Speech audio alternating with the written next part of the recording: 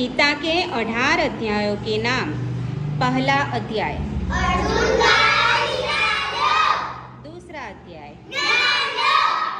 तीसरा अध्याय चौथा अध्याय पांचवा अध्याय छठा अध्याय सातवा अध्याय आठवा अध्याय नौवा अध्याय 10वां अध्याय